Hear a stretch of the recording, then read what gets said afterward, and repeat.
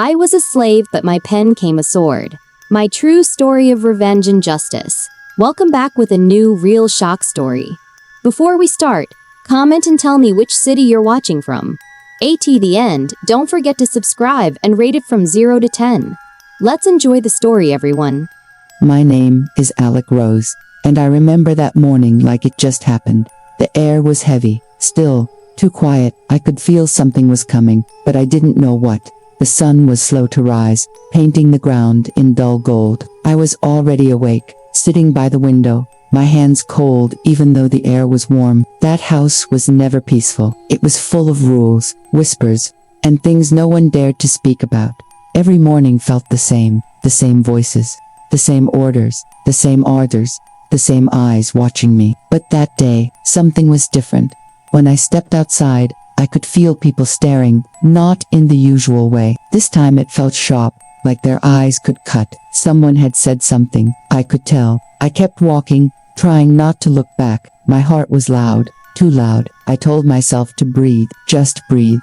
Then I heard it, a voice, low, hard. Alic, come here. I turned slowly. It was him, the man everyone feared, the one whose anger filled the whole place. He looked at me like he already knew a secret I hadn't told. I swallowed hard. Yes, sir. He didn't answer. He just held something in his hand, a small paper. My paper. My heart stopped. I knew what it was. The one thing I had promised myself no one would ever see. He stepped closer. What is this? I couldn't speak. My throat felt like stone. He opened it, his eyes moving over the words I had written last night. Words about pain, about truth, about freedom. His jaw tightened. You think you can write this? I shook my head. It's just words. Words, he said. Cutting me off can be dangerous. The world around me seemed to blur. For a second, I wanted to run. For another, I wanted to scream. But I did neither. I just stood there, staring at him, my heart trembling but my eyes firm. He tore the paper in half. Then again, tiny pieces of my voice fell to the ground. I wanted to cry, but I didn't. Something inside me refused to break. That night, I couldn't sleep. The image of those torn papers wouldn't leave my mind. I kept seeing my words scattered like ashes. But then, I thought of something. If one paper could scare him, what would happen if I wrote more? If my words had no power, why did they frighten him so much? And that's when it started. The fire, the quiet decision that changed everything. From that night on, I wrote in secret. Every night, every word, every truth they wanted me to hide. And even now, when I close my eyes, I can still hear the sound of that paper tearing. The sound that woke something inside me I didn't know existed. Because that was the night I realized something they never wanted me to understand. They could destroy my words, but they couldn't destroy me. I didn't sleep for days after that night. Every sound made me jump. Every whisper felt like it was about me. But the idea in my mind kept growing, the same one that had scared him so much. If words could make them afraid, then words had power. And if I could find a way to use that power, maybe I could finally be free. So I began again, quietly, carefully. When everyone slept, I would wake. The moon became my candle, and the floor became my desk. At first, my hands shook. I kept thinking someone would open the door, but no one came. Only the wind, soft and kind, touching my face like it was telling me to keep going. I wrote about what I saw, the people, the silence, the way fear hung in the air like dust that never settled. And sometimes I wrote about hope, even though I didn't really know what it looked like. Each night, I hid my papers in a small crack behind a loose board. That little space became my world, a world only I could control. One evening, a girl named May found me sitting near the window, staring at the sky. You look tired, she said softly. I smiled a little, just thinking. She tilted her head. About what? About freedom, I said. She didn't laugh. She just nodded, like she understood. After that, May started watching the door for me while I wrote. She never asked what I was writing. She just whispered, be careful. Weeks passed. My pile of papers grew. My words became stronger, braver. I started writing stories about girls like us, people who weren't allowed to speak, but still found a way to be heard. And for the first time, I began to believe those stories could be real. Then, one morning, the visitors returned, the same kind ones who carried books and soft voices. They didn't know me. Not really, but when I looked at them, something inside whispered, this is your chance. I waited until everyone was distracted. My heart was racing. I slipped one of my pages into a basket of supplies near the door. If someone found it, maybe they'd read it. Maybe they'd understand. That night I couldn't breathe. Every sound outside made me jump. But nothing happened. The page was gone, and no one said a word. Maybe it was just lost. Maybe someone had it. Days turned into weeks again, and I tried not to think about it. But then, something strange began to happen. People started whispering more, not about punishment or orders, but about hope. Someone had written about the truth, they said, about the things that really happened here. They didn't know who it was. No one dared to guess. I kept my head down, pretending not to hear, but inside, my heart was beating so fast I could hardly breathe. My story was out there. Someone was reading it. Then one evening, May rushed into my room, her eyes wide. "They're talking about you," she whispered. "He knows someone's writing." For a second, the world went still. I looked down at my hands. They were covered in ink and dust. "What should I do?" I asked. "Hide everything," she said. Now, we tore through the room, hiding papers, tucking scraps under the floor. Every sound outside made me freeze. My heart wouldn't stop pounding. Finally, May turned to me, breathless. "It's not safe anymore, Alic."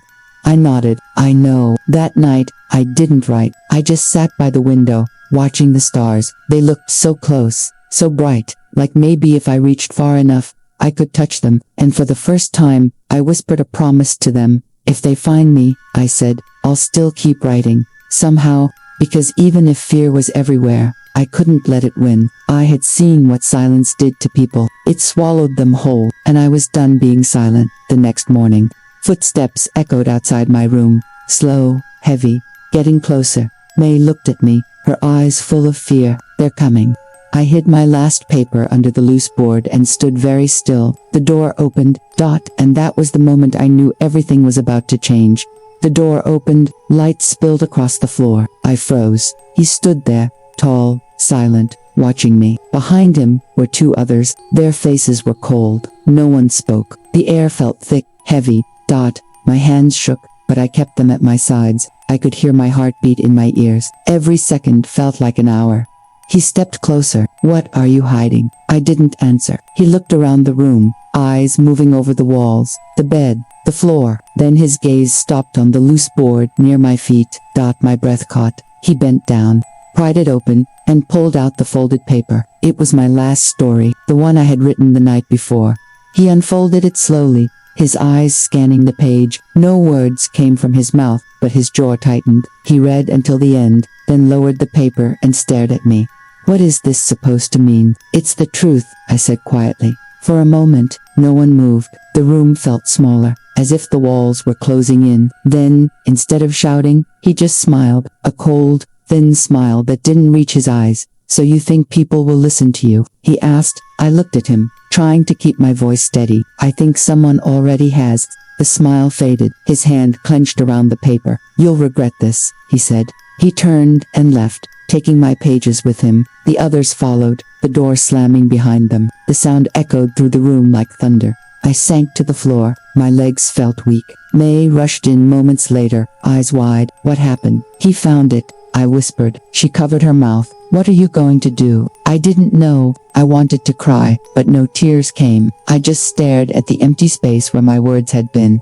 That night I sat awake, replaying everything in my head. The way he looked at me, the threat in his voice. But under the fear, there was something else, something stronger. If he had taken my story, that meant he had read it. And if he had read it, it meant it existed beyond me now. The truth was already out. The next morning, people were whispering again, not just in my house, but beyond it. Someone had seen him leave with the papers. Someone else said they'd heard the story was being copied, passed around quietly. Hope is a strange thing. It starts small, like a single spark, but it spreads fast. Every look, every whisper, felt different now. Fear was still there, but it was sharing space with something brighter. Days passed. He never spoke to me again. But others did, people who used to avoid me, now stopping to ask small questions. "Was it you who wrote it?" I never said yes. I never said no, but they could see it in my eyes. May smiled one evening. "You did it," she said. "Not yet," I answered. "Not until everyone knows." I kept writing, even without paper, sometimes on scraps, sometimes in my mind, because once words live inside you, no one can truly take them away.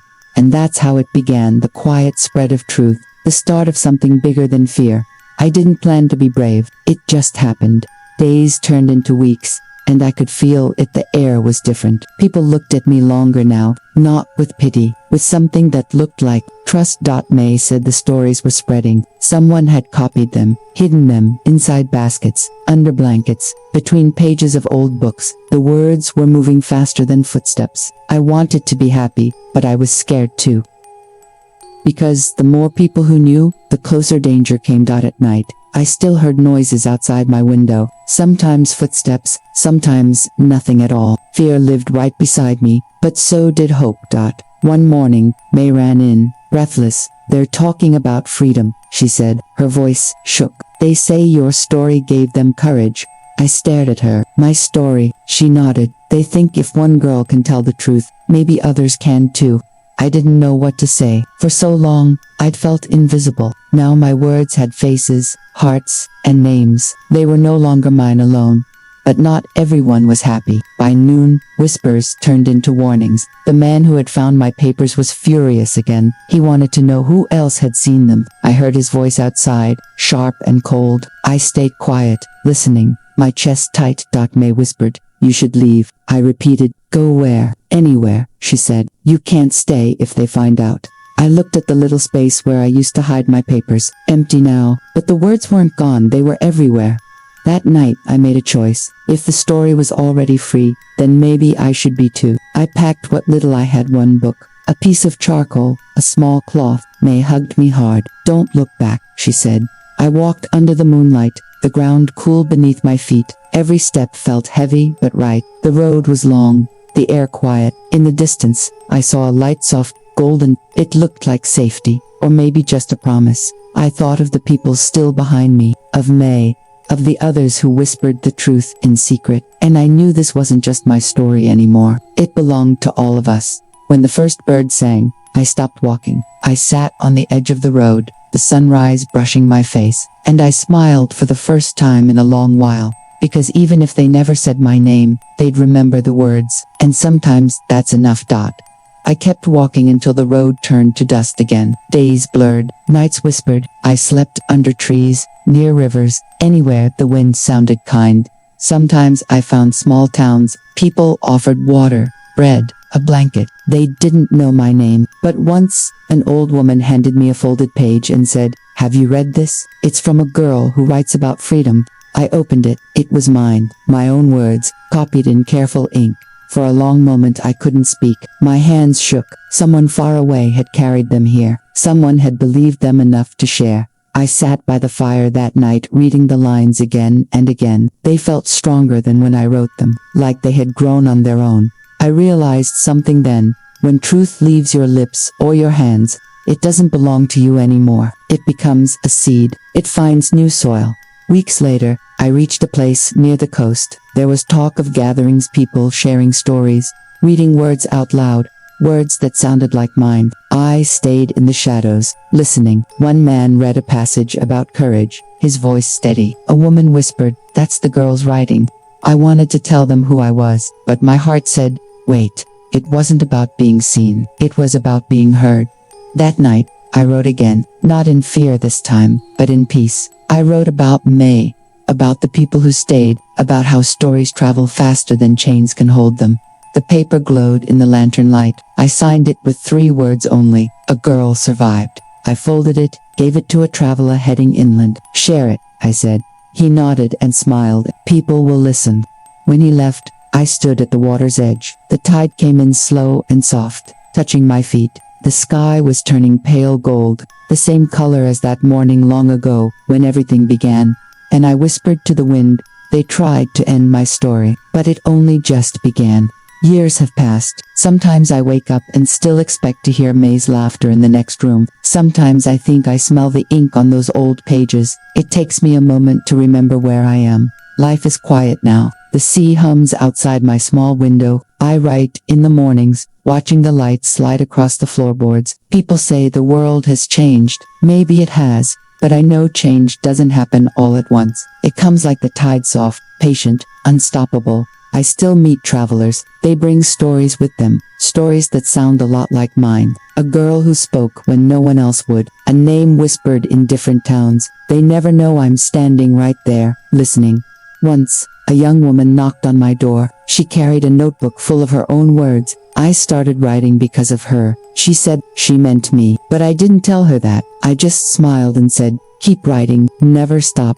After she left, I sat for a long time, staring at the sea. I thought about fear, how it used to live in my chest like a second heartbeat, how I thought silence would keep me safe, but silence only kept me small. The world remembers stories more than names, and that's all right, because my story was never just mine, it was everyone's who ever wanted to be free. At night, I light one candle and read my old pages. The ink has faded, but the feeling hasn't.